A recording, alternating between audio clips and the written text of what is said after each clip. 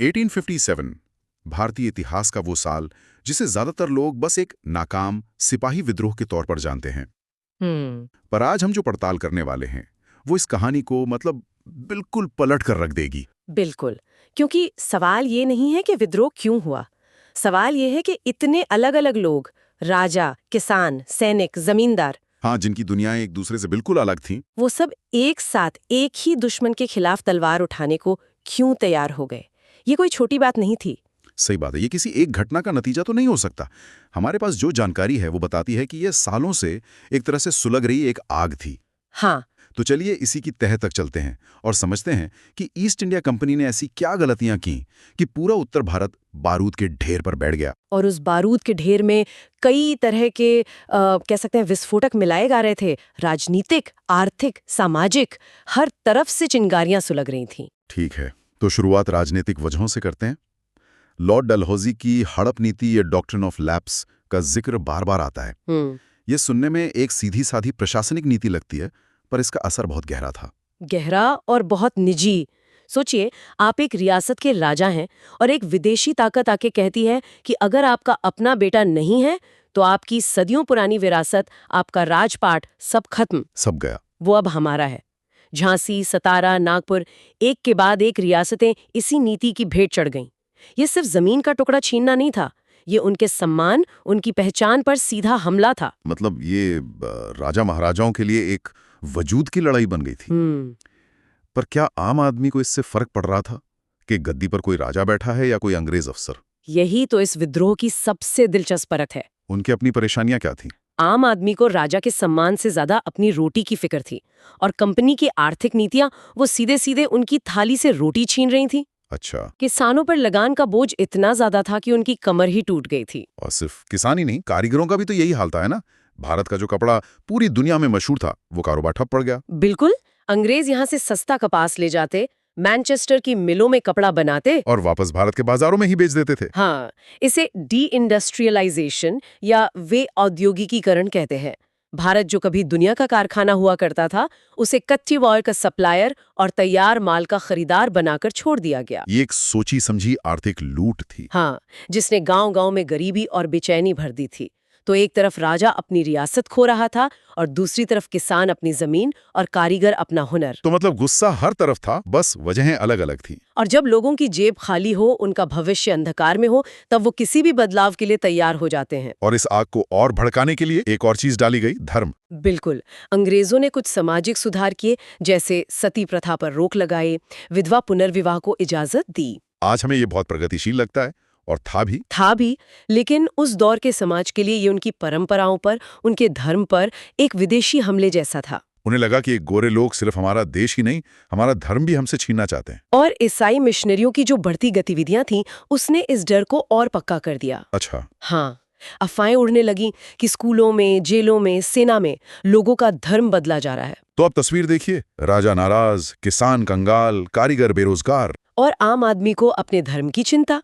पूरा समाज एक प्रेशर कुकर की तरह बन चुका था, जो बस फटने ही वाला था। और फिर आई वो एक चिंगारी जिसने इस प्रेशर कुकर को उड़ा दिया, एक नई राइफल और उसके कारतूस। Enfield rifle. ये तात्कालिक कारण बना। हाँ, हुआ ये कि इस राइफल में लगने वाले कारतूसों को लोड करने से पहले दांत से काटना पड़ता था, और सेना में ये अफवाह आग की तरह फैल गई कि इन कारतूसों पर जो चिकनाई लगी है वो गाय और सुअर की चर्बी से बनी है। यानी हिंदू और मुसलमान दोनों सैनिकों की सबसे पवित्र धार्मिक भावनाओं पर सीधी चोट। बिल्कुल, गाय हिंदुओं के लिए मां समान और सुअर मुस्लिमों के लिए हराम। इससे बड़ा अपमान शायद ही कुछ हो सकता था। ये तो वो आखिरी तिनका था। हाँ, अब ये लड़ाई सिर्फ नौकरी या तनख्वाह की नहीं रही, ये धर्म की लड़ाई बन गई। उनके लिए ये धर्म भ्रष्ट करने की एक साजिश थी। और फिर 10 मई 1857 को मेरठ छावनी में सिपाहियों ने उन कारतूसों को छूने से भी मना कर दिया, और जब उन पर दबाव डाला गया तो उन्होंने विद्रोह कर दिया। पर वो सिर्फ मेरठ में नहीं रुके, वो सीधा दिल्ली की तरफ चल पड़े। ये एक बहुत बड़ा स्ट्रेटेजिक मूव था, है ना? दिल्ली क्यों? क्योंकि दिल्ली मुगल सल्तनत का प्रतीक थी। भले ही मुगल बादशाह बहादुर शाह जफर के पास कोई असली ताकत नहीं बची थी, वो सिर्फ नाम के सम्राट थे, बस एक सिंबल थे। हाँ, लेकिन वो अब भी हिंदुस्तान की एकता के एक जिंदा प्रतीक थे। मेरठ के सिपाही दिल्ली पहुंचे और उन्होंने बहादुर शाह जफर को अपना नेता और हिंदुस्तान का सम्राट घोषित कर दिया। ये एक मास्टर स्ट्रोक था। इससे ये विद्रोह सिर्फ कुछ नाराज सिपाहियों की बगावत नहीं रहा। उससे एक राजनीतिक लेजिटिमेसी, एक वैधता मिल गई। ऐसा लगा जैसे वो कंपनी राज को हटाकर पुराना निजाम वापस लाना चाहते हैं। और दिल्ली पर कब्जे की खबर ने तो पूरे उत्तर भारत में जैसे आग लगा दी। बिल्कुल। कानपुर, लखनऊ, बरेली, झांसी, अवध, बिहार, हर जगह सिपाही और आम लोग उठ खड़े हुए।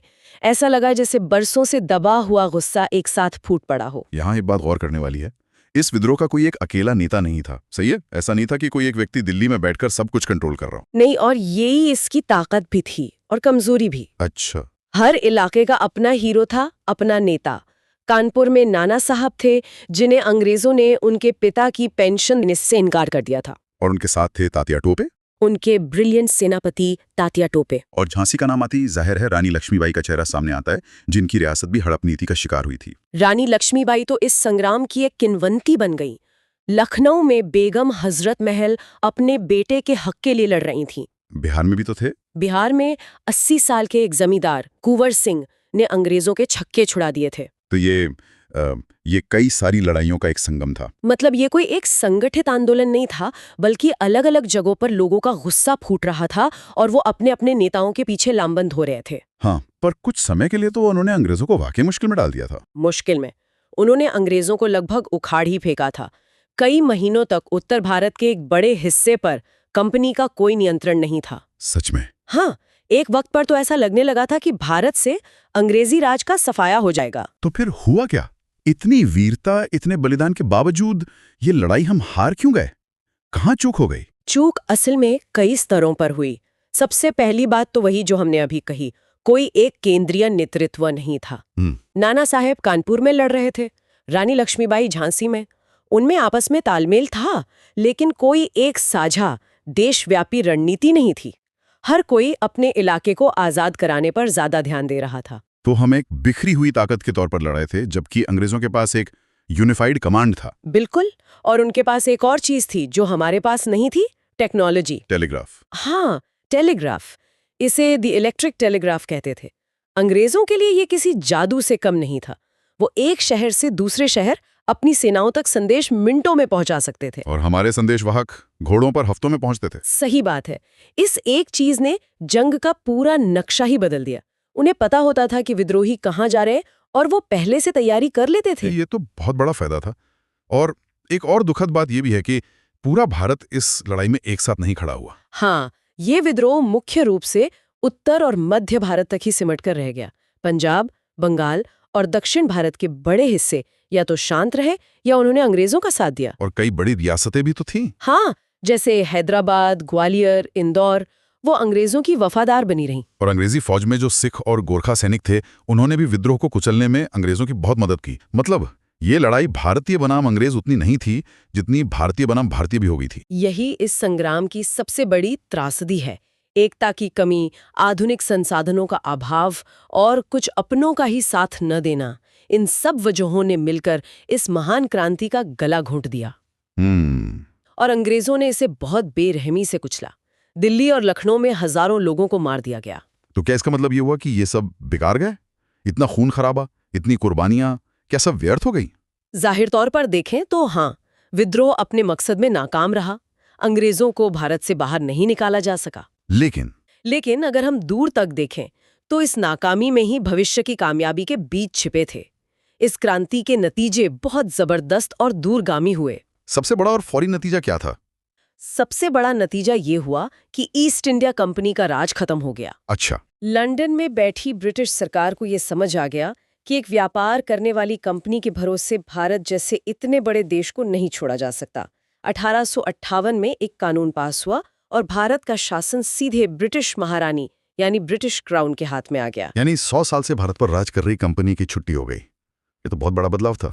बहुत बड़ा। अब भारत पर शासन करने के लिए वाइसरॉय को भेजा जाने लगा, जो सीधे ब्रिटिश सरकार को जवाब दे था। और भी कुछ बदलाव हुए? हाँ, अंग्रेजों ने अपनी सेना की पूरी बनावट बदल दी। उन्होंने भारतीय सैनिकों की संख्या के मुकाबले अंग्रेज सैनिकों की संख्या बढ़ा दी और तोपखाने जैसे जरूरी विभाग पूरी तरह अपने हाथ में ले लिए। अच्छा। उन्होंने फूट डालो और राज करो की नीति को अपनाते हुए सेना में जाति और धर्म के आधार पर रेजिमेंट बनानी शुरू कर दी, ताकि सैनिक फिर कभी एकजुट न हो सकें। पर इन सब प्रशासनिक बदलावों से भी ज्यादा जरूरी एक और चीज हुई है ना, जिसका असर हमारे आज़ादी की लड़ाई पर सबसे ज़्यादा पड़ा। और वो थे भारतीय राष्ट्रवाद का जन्म।